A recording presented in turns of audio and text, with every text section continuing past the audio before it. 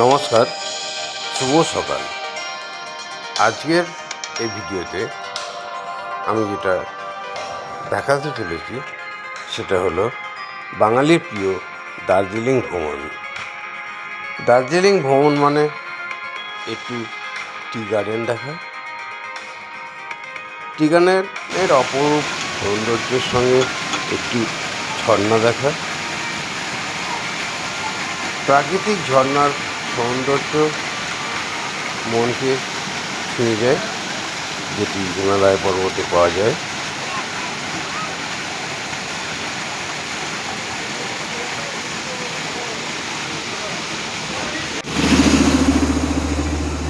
একটু toy train চাপা বা জায়গা,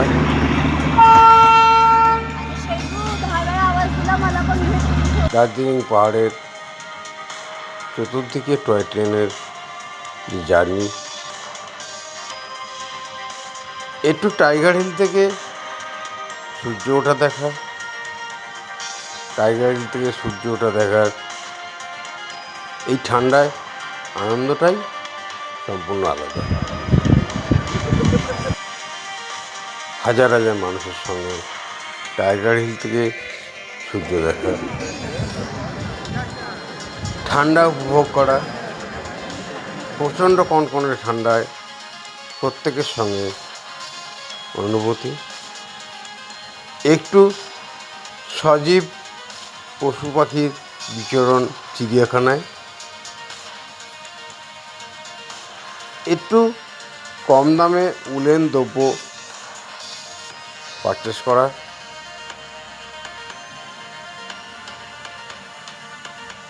যেগুলি আত্মীয় পরিজনদের মধ্যে বিতরণ করে আনন্দ উপভোগ করা,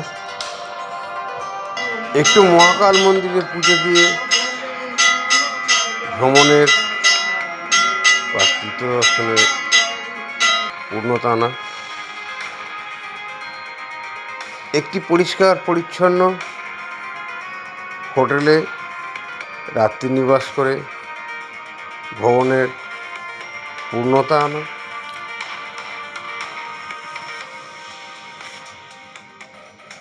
নির্মল পরিষ্কার পরিচ্ছন্ন একটি হোটেলে রাত্রি নিবাস, খাওয়া দাওয়া সব মিলিয়ে ভ্রমণের একটি পরিপূর্ণতা।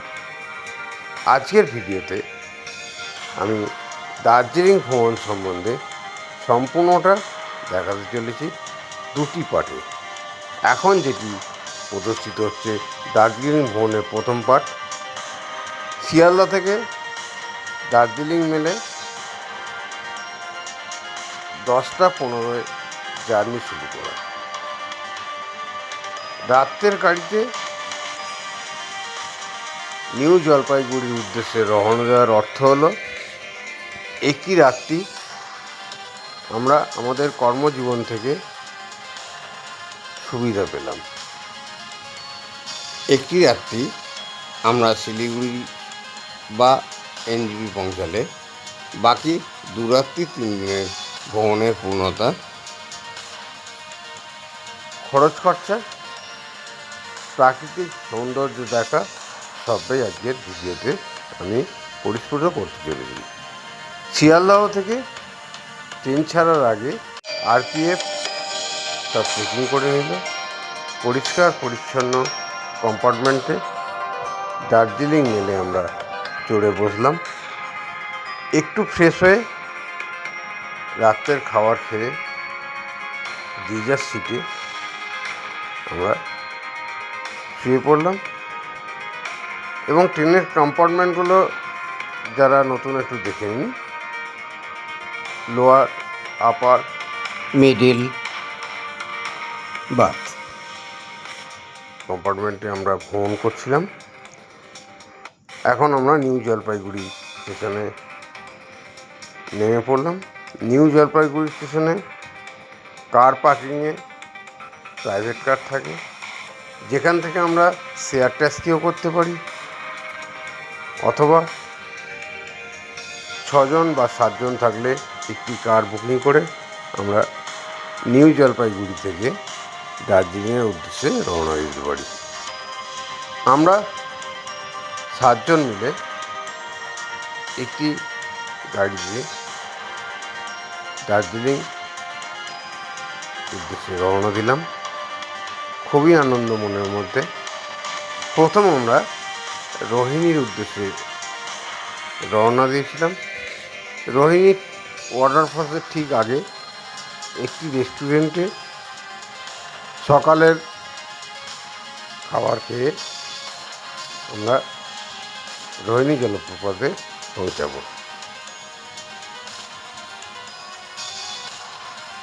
রেস্টুরেন্টে পাতরাত সারার পর আমরা রোহিণী জলপ্রপাতের উদ্দেশ্যে প্রথম রওনা দিলাম।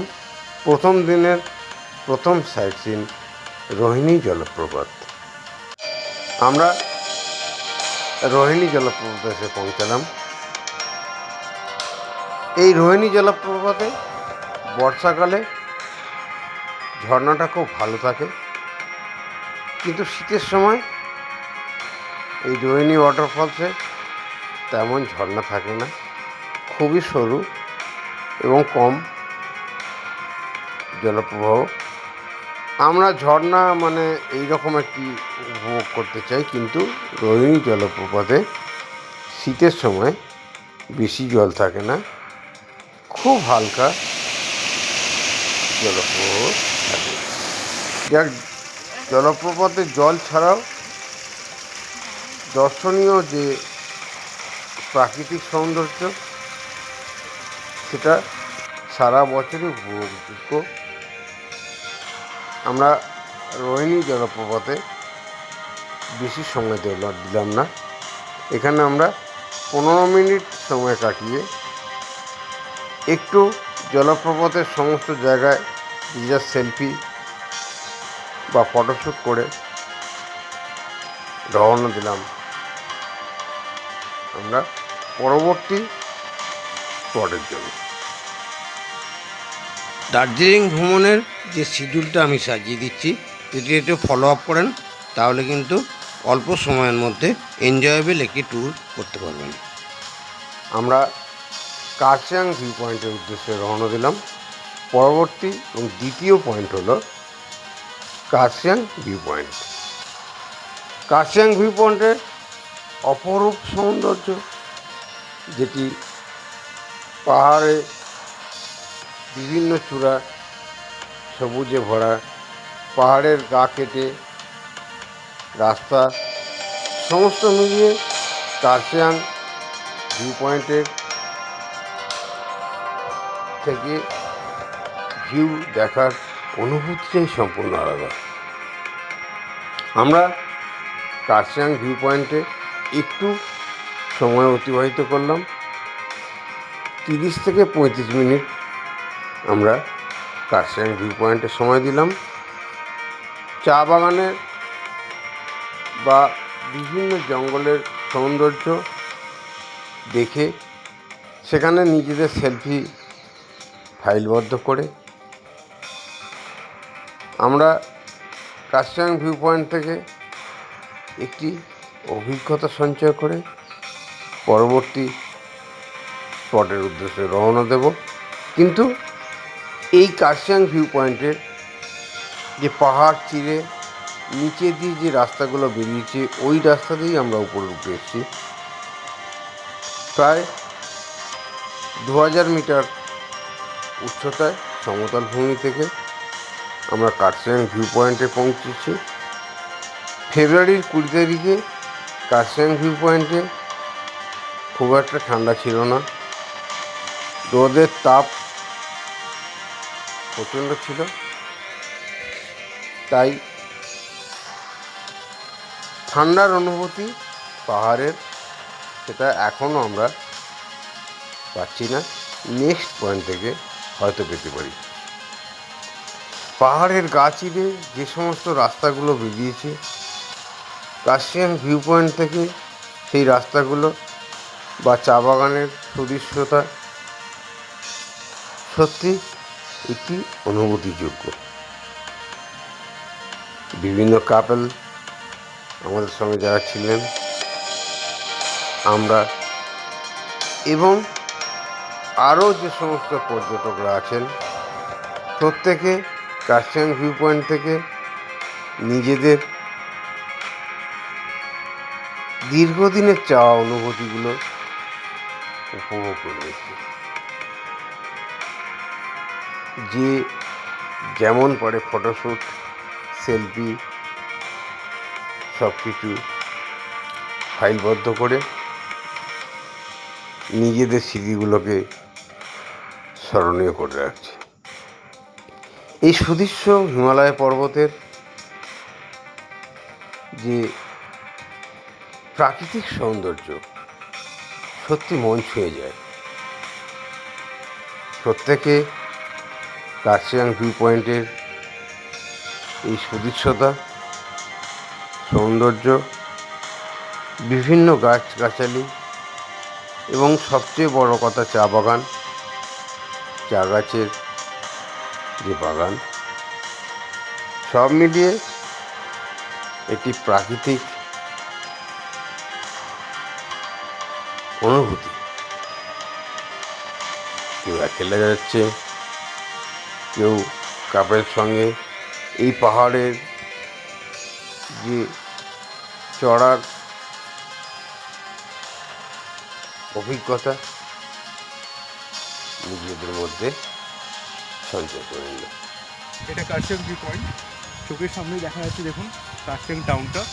এখানে আস্তে আস্তে অল্টিটিউড যত বাড়বে আস্তে আস্তে ততই ঠান্ডাও বাড়তে থাকবে, মানে টেম্পারেচারও কমতে থাকবে। নিচটা এই রুটটা দিয়ে কিন্তু চলে এসেছি আমরা। বেশিক্ষণ লাগেনি, প্রায় 40 মিনিটের মতো যদি অন দ্য ওয়ে আসি। সেই একদম বেসমেন্ট থেকে এতটা আমরা উঠে এসেছি, কিন্তু আমরা নর্মালি আমরা বুঝতেই পারি না। আচ্ছা আচ্ছা। রাস্তা যথেষ্ট জিগজ্যাগ, গাড়িতে থাকি বলে আমরা খাড়া রাস্তাগুলো ফিলই করতে পারি না। যথেষ্ট খাড়া রাস্তা এখানে। 2200 মিটারের মতো। 22 মিনিটের মতো, ঠিক আছে। আমাদের যিনি গাইড ছিলেন আকাশবাবু, উনি কার্শিয়াং ভিউ পয়েন্ট সম্বন্ধে আলোচনা করে আবার গাড়িতে আমরা চড়ে নিলাম। নেক্সট আমরা ঘুম মনেস্ট্রির উদ্দেশ্যে রওনা দিলাম। 2 দিন 3 রাত্রির দার্জিলিং ভ্রমণের যে তৃতীয় স্পটে আমরা পৌঁছালাম সেটা হচ্ছে ঘুম মনেস্ট্রি। ভগবান বুদ্ধের মন্দির, যেখানে বিভিন্ন পর্যটকরা মনের ইচ্ছা নিয়ে ভগবান বুদ্ধের সামনে হাজির হয়েছেন। আমরাও হাজির হয়েছি। এই ঘুম মনেস্ট্রি ভগবান বুদ্ধের যে মন্দির, সেখানে আমরা মন্দিরের যে বুদ্ধদেব, ভগবান বুদ্ধ, ওনার সামনে নিজেদের প্রার্থনা করে মন্দিরের বিভিন্ন জায়গা চারিদিকে দর্শনীয় জায়গাগুলো দেখে নিয়ে 20 থেকে 25 মিনিট এই স্পটে সময় দিয়ে প্রত্যেকটা পর্যটক সঙ্গীবৃন্দ আনন্দিতভাবে নিজেদের দার্জিলিং ভ্রমণের প্রথম দিনের তৃতীয় স্পটে সময় অতিবাহিত করছে। বুদ্ধ মন্দিরের একটি ইচ্ছাচক্র আছে, যেগুলো ঘুরিয়ে নিজেদের ইচ্ছে প্রার্থনা করলেন, এবং ঘুম মনাস্ট্রির চতুর্দিকের যে সুদৃশ্য প্রাকৃতিক সৌন্দর্য প্রত্যেকে দর্শন করে উপভোগ করে চতুর্থ পয়েন্টের উদ্দেশ্যে আমরা ঘুম মনেস্ট্রি থেকে বেরিয়ে গাড়ির উদ্দেশ্যে রওনা দিলাম। পরবর্তী spot Batasia loop war memorial. Gorkha যোদ্ধাদের স্মৃতির উদ্দেশ্যে এই ওয়্যার মেমোরিয়াল। বাতাসিয়া লুপের ফাংশনে ঢোকার জন্য প্রবেশে এন্ট্রি ফি আছে 50 টাকা, যেটি যদি কোনো প্যাকেজ ট্যুরে আমরা যাই তাহলে এন্ট্রি ফিগুলো প্যাকেজ ট্যুরের মধ্যে থাকে না। প্রতিটি পর্যটকের নিজস্ব টাকায় বাতাসিয়া লুপে যে ওয়্যার মেমোরিয়াল আছে, এই ওয়্যার মেমোরিয়ালে 50 টাকা টিকিট কেটে প্রবেশ করতে হয়। প্রতিটা স্পটের প্রতিটা মুহূর্ত আজকের ভিডিওয়ে আমি আলোচনা করে দেব, যাতে করে নতুন যারা দার্জিলিং পৌঁছাবেন কোনো রকম ভুলভ্রান্তি বা সমস্যায় না পড়তে হয়। তাই একেবারে খুঁটিনাটি তথ্যগুলো আমি আজকের ভিডিওতে আলোচনা করে দিচ্ছি। আমরা বাতাসিয়া লুপে ওয়্যার মেমোরিয়ালে প্রবেশ করে পর্যটকদের বিভিন্ন রকম অনুভূতির সঙ্গে সামিল হলাম। সুদৃশ্য দর্শনীয় পাহাড়ের যে অনুভূতি, বহু দূর থেকে দেখা যাচ্ছে পাহাড়ের গায়ে গ্রাম বা শহরগুলোর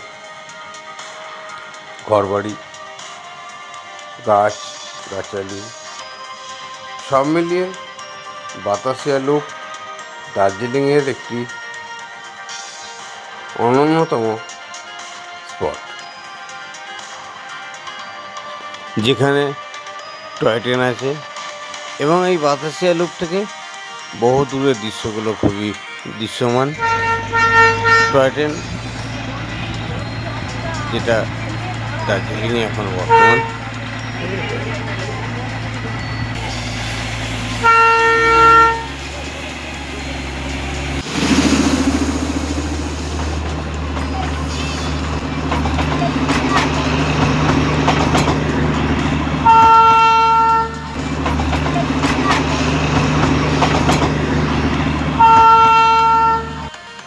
বাতাসিয়া লুপে 1 ঘন্টা সময় দেওয়ার পর আমরা সরাসরি হোটেলের উদ্দেশ্যে রওনা দিলাম। দার্জিলিং হোটেলে আমরা প্রবেশ করলাম, যেখানে পোর্টফোলিওর একটি ভিউ সমৃদ্ধ রুম নিলাম, যেখান থেকে আমরা সুদৃশ্য পাহাড়ের অনুভূতি রুম থেকেই অনুভব করতে পারলাম। আমরা দার্জিলিং ম্যাল থেকে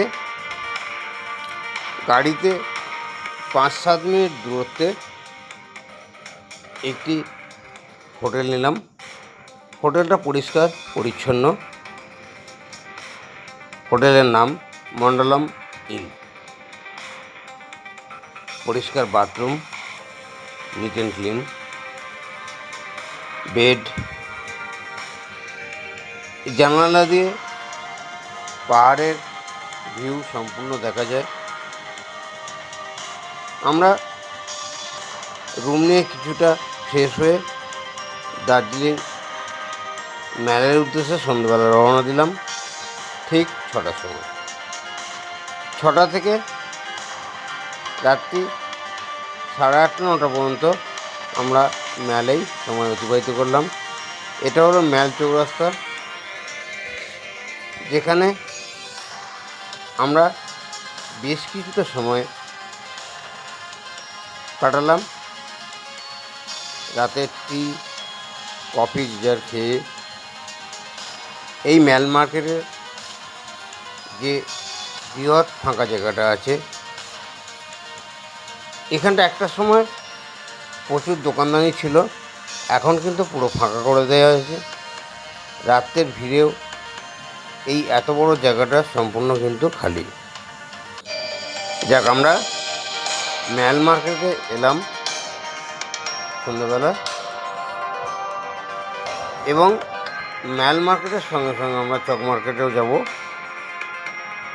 খুব কাছাকাছি, ম্যাল মার্কেটের কাছাকাছি চক মার্কেট। আর এই ম্যাল মার্কেটের কাছেই আছে মহাকাল মন্দির, যেটি আমরা শেষ দিনের প্রভাতে মন্দিরে পুজো দেব। কারণ আগামীকাল প্রভাতে আমরা টাইগার হিলের উদ্দেশ্যে রওনা দেব ভোরে। তাই এখন ম্যাল মার্কেটে কিছুটা সময় অতিবাহিত এবং কেনাকাটা আমরা সেরে নিচ্ছি। দার্জিলিং আসা মানে দার্জিলিং ম্যালে সন্ধ্যের সময় কিছুটা সময় কাটানো পর্যটকদের কাছে একটি আলাদাই অনুভূতি। আত্মীয় পরিজনদের জন্য কিছু কেনাকাটি এই দার্জিলিং ম্যাল থেকে প্রায় বহু পর্যটক করে থাকেন। দার্জিলিং ম্যাল ছাড়াও পাশেই আছে চক মার্কেট। চক মার্কেটে উলেন পোশাকগুলো, এই যে রাস্তাটি দেখছেন লোক উঠে আসছে, আমরাও এখান দিয়ে এসেছি, ঠিক এটির নিচের দিকে যেটা নেমে যাচ্ছে এটি ওয়াচ টাওয়ার আছে। দার্জিলিং গেলে যদি পথ নির্দেশ করতে হয় এই ওয়াচ টাওয়ারটা কিন্তু ফলো করতে হবে। তাহলে ওয়াচ টাওয়ারের বাম দিকে চক মার্কেট আর ডান দিকে ম্যাল মার্কেট। বর্তমানে আমরা দার্জিলিং ম্যালে কিছু কেনাকাটা বা কিছু আনন্দ উপভোগ করা, কিছুটা সময় কাটানো, একটু চা কফি, সব মিলিয়ে প্রথম দিনের প্রথম সন্ধ্যাটা সত্যি খুব উপভোগ্য হয়ে উঠেছিল। বিভিন্ন বাজেটের রেস্টুরেন্ট, বিভিন্ন বাজেটের টি কফি শপ সবই আছে। তবে দার্জিলিং ম্যাল মার্কেটের চেয়ে মধ্যবিত্তদের জন্য কমফোর্টেবল চক মার্কেট। আমরা এখন চক মার্কেটের দিকে যাচ্ছি এবং চক মার্কেট থেকে কিছু উলেন সামগ্রী আত্মীয় প্রিয়জনদের জন্য পারচেস করে নেব। আমাদের যে সঙ্গী সাথীরা আছে, যারা একসাথে আমরা দার্জিলিং ভ্রমণের উদ্দেশ্যে রওনা দিয়েছি বা এসে পৌঁছেছি, সকলেই আমরা এই চক মার্কেট থেকে কিছু কেনাকাটা আজকে সেরে নিলাম। শুনেছি হোটেলেও নাকি সকালে বিভিন্ন সেলসম্যান আসে, তবুও দার্জিলিং যখন এসেছি চক মার্কেট থেকে কিছু কেনাকাটা আমরা সেরে নিলাম। 350 এরকম কটা নিয়েছো?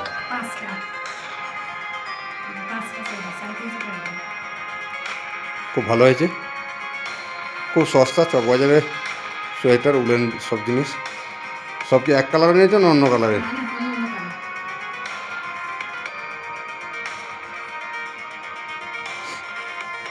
মেয়েদের জন্য, বৌমাদের জন্য সব লেডিস সোয়েটার 350 টাকা করে 5টা নিয়েছেন।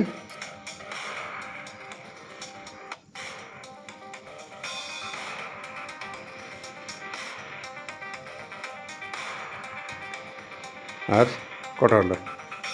তো 5টা।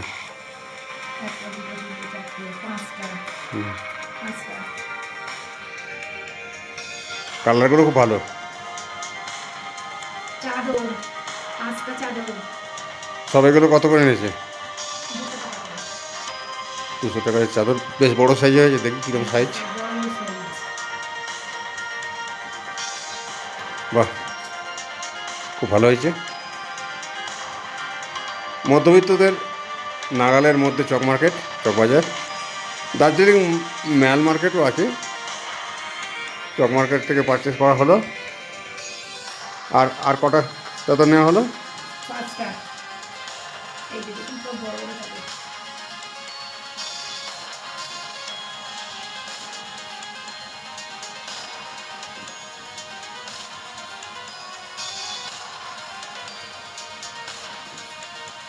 বাহ, কালারগুলো খুব ভালো। বাহ, আর কি নেওয়া হলো একটা? নাতনির জন্য সোয়েটার। এটা কত দাম নিয়েছে? 250 টাকা না? হ্যাঁ, এটা আছে। 250 টাকার সোয়েটার সত্যি খুব ভালো হয়েছে। এই চক মার্কেটে আমরা খুব সস্তায় মধ্যবিত্তদের নাগালের মধ্যে উলেন জিনিস পেতে পারি। তাই দার্জিলিং এলে চক মার্কেটে ট্রাই নেবেন। এছাড়াও ম্যালেও আছে, ম্যালেও আরও ব্র্যান্ডেড দামি দামি পোশাকের সম্ভার আছে। পরের দিন সকালে অর্থাৎ দ্বিতীয় দিনের ভোরে আমরা সানরাইজ দেখার জন্য টাইগার হিলের উদ্দেশ্যে রওনা দিলাম। আমরা টাইগার হিলে এসে পৌঁছালাম। হাজার হাজার মানুষের সমন্বয়, সকলে অপেক্ষা করছে টাইগার হিলে সূর্য দেখার জন্য। 6:15 টাইম আজকে সূর্যোদয়ের। এখন ঠিক 6:10। পূর্ব আকাশটা ক্রমশ রক্তাভ হয়ে উঠছে, মানে সূর্যোদয়ের সময় হয়ে এসছে। পূর্ব আকাশটা 6:10 থেকে রক্তাভ হয়ে উঠল এবং আমরা এক দৃষ্টে অপেক্ষায় থাকলাম পূর্ব আকাশের দিকে চেয়ে। ধীরে ধীরে আলোকিত হতে থাকছে পূর্ব আকাশ, আর কিছুক্ষণের মধ্যেই আমরা সূর্যোদয় লক্ষ্য করব। লাল ভাবটা উঠছে, এটা উঠছে। ওই তো ওইখানে এই সোজা। সকলে উল্লসিত হয়ে উঠল, প্রত্যেকের কণ্ঠস্বর দেখা গেল। সূর্যমামা ধীরে ধীরে পূর্ব আকাশে উদয় হতে শুরু করলো। আংশিক দেখা যাচ্ছে সূর্য উদয়। ধীরে ধীরে সূর্যদেব উদিত হচ্ছে। আমরা টাইগার হিলে কনকনে ঠান্ডায় হাজার হাজার পর্যটক সূর্যোদয় দেখার জন্য। ধীরে ধীরে সূর্য উদয় হচ্ছে।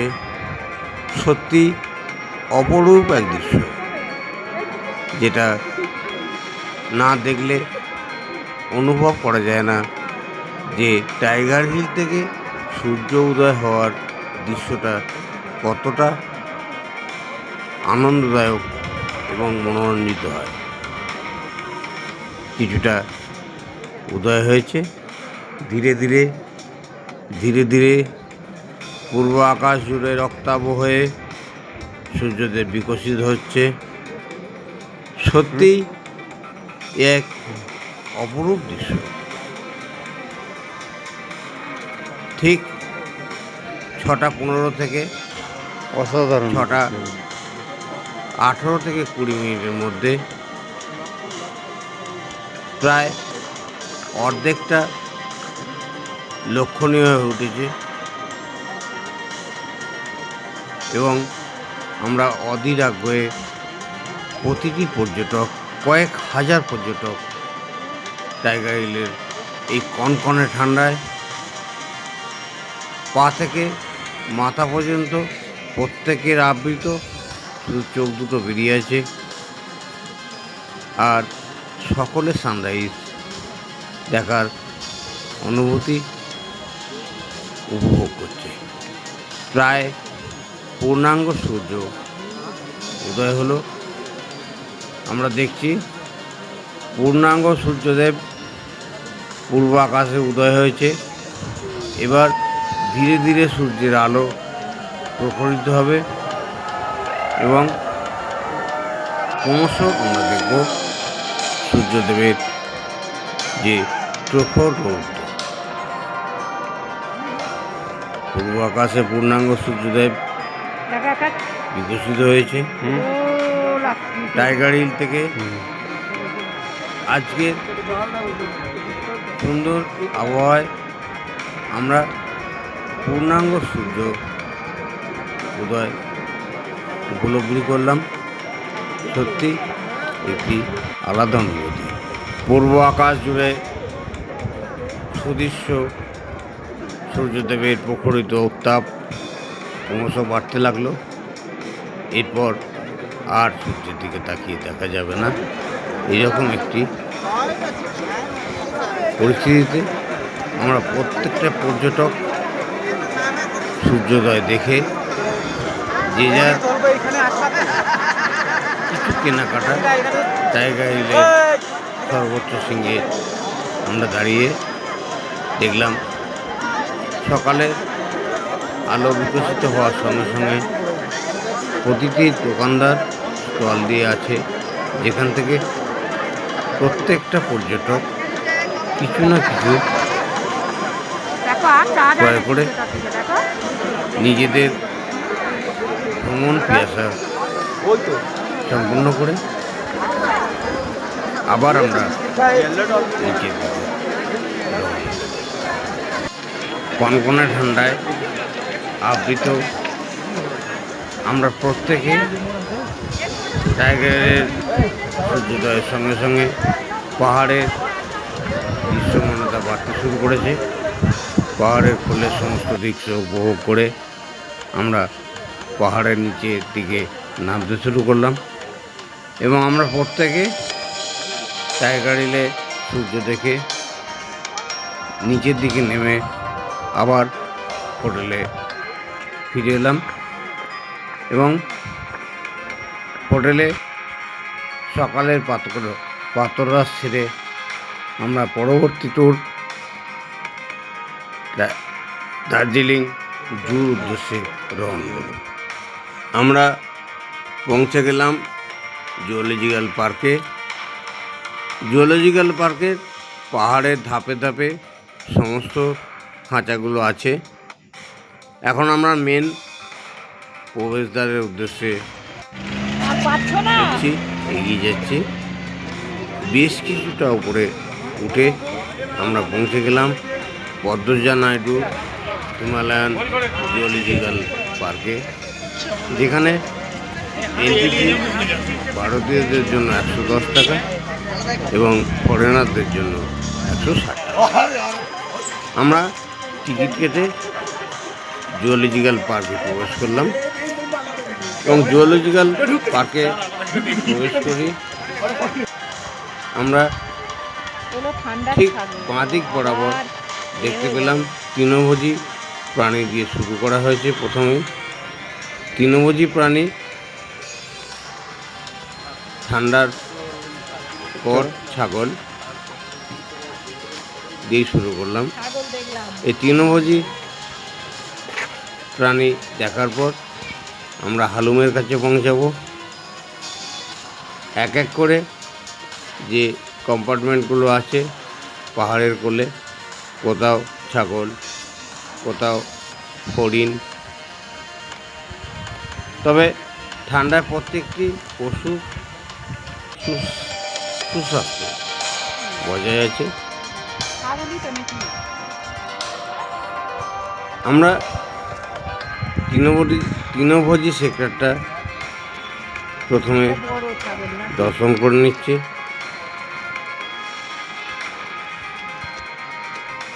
ঠিক রাস্তার বাঁদিক বরাবর প্রত্যেকটা খাঁচা আছে এবং বেশ বড় ধরনের খাঁচাগুলো আছে, যাতে প্রচুর পরিমাণে হরিণ,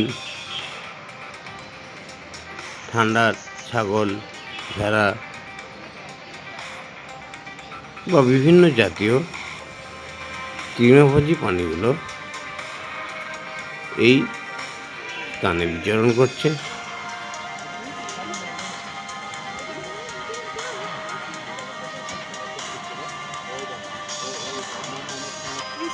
আলপাকা।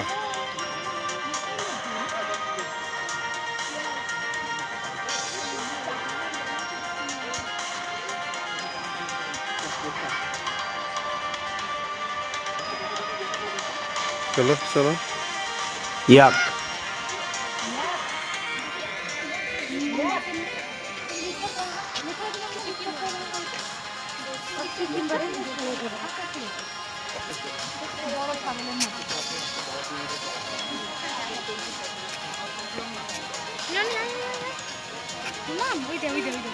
ঘুরছে একটা না বসে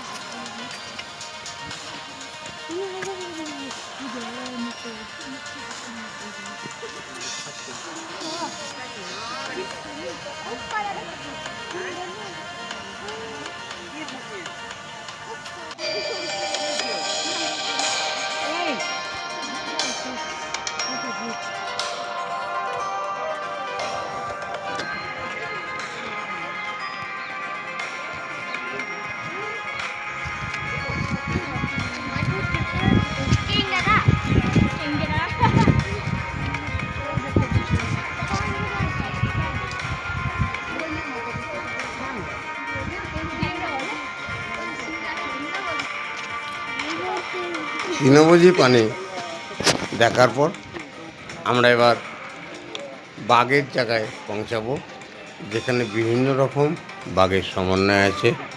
আমরা একটু ন্যাচারাল দেখে নিই যে বাঘের খাঁচা থেকে বাঘগুলোকে।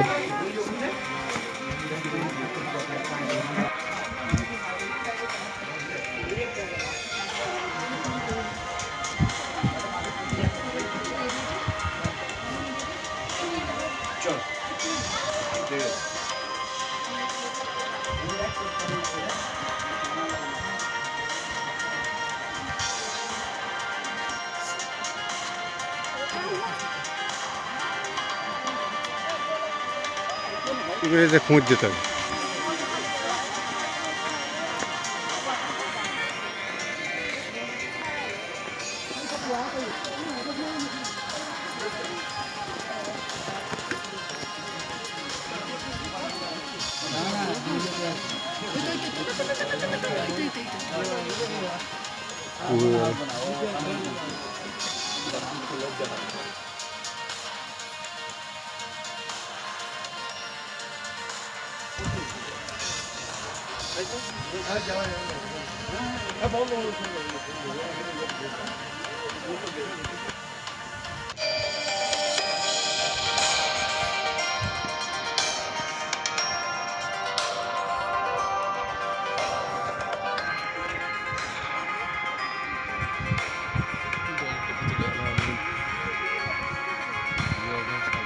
সেলিব্রিটি মুখটা ঘুরে দেখিয়ে নিল দেওয়া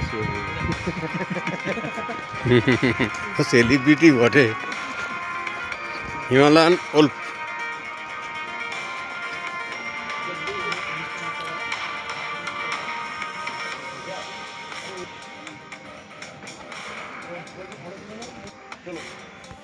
আবার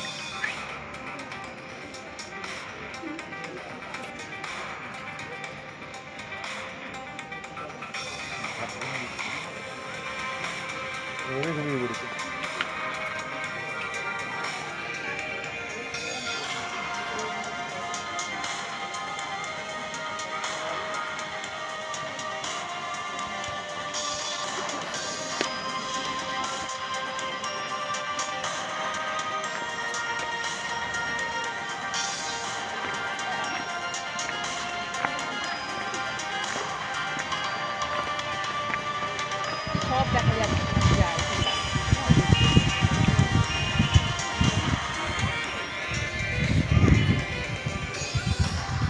চলো যাই।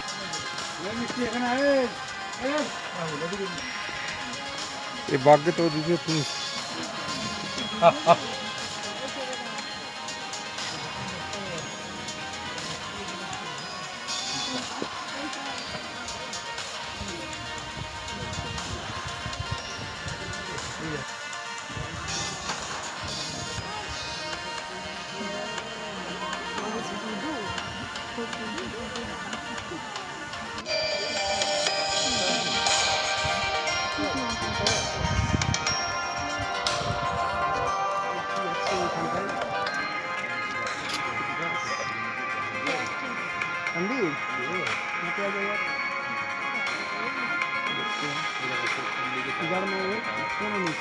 লেজটা কত বড় দেখো।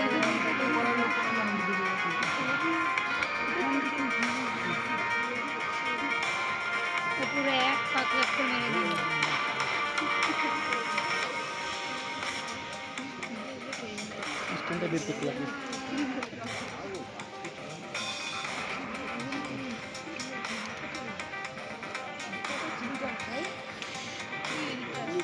সেটা আসছে, ওটা বাচ্চা চটপটে।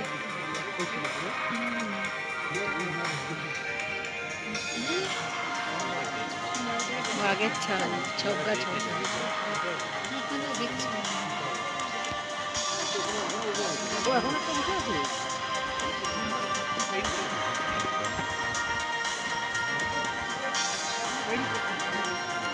অনেকক্ষণ হালুম দেখলাম। এরপর আমরা পাখিগুলো দেখে নেওয়ার পর আমরা তরতাজা সাদা বাঘ দেখব। উপর থেকে নামার সময় ওই দেখা যাবে। এখন আমরা দেখছি শীতের পাখি, বিভিন্ন রকমের পাখি।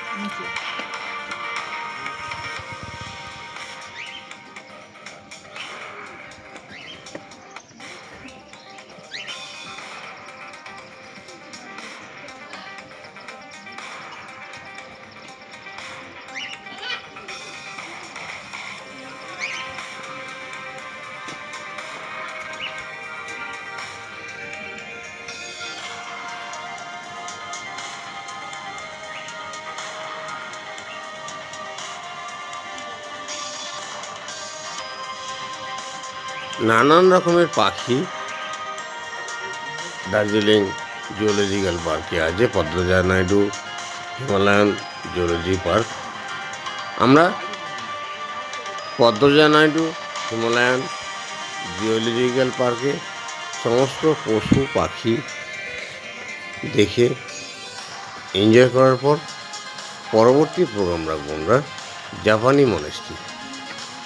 এখন আমরা প্রায় শেষের দিকে। এই পাখি দেখার পর আমরা সবচেয়ে বড় সাদা বাঘটা দেখব, নিচে নামার সময় দেখতে পাবো। আমরা মিউজিয়ামে প্রবেশ করছি, কিন্তু এখানে ক্যামেরা নিষিদ্ধ, মোবাইল নিষিদ্ধ। তাই আমরা মিউজিয়ামের ভিতরের দৃশ্য ক্যামেরাবন্দি করতে পারিনি। কিন্তু বলে দিই ওখানে কী আছে, বিভিন্ন পশু পাখির কঙ্কাল আছে। যাকে আমরা এখন সেই আকর্ষণীয় বাঘ, একদম কাছ থেকে সাদা বাঘ আমরা দেখলাম। বাঘটি পাহাড়ের কোলে এ মাথা থেকে ও মাথা নিজের মনে পায়চারি করছে।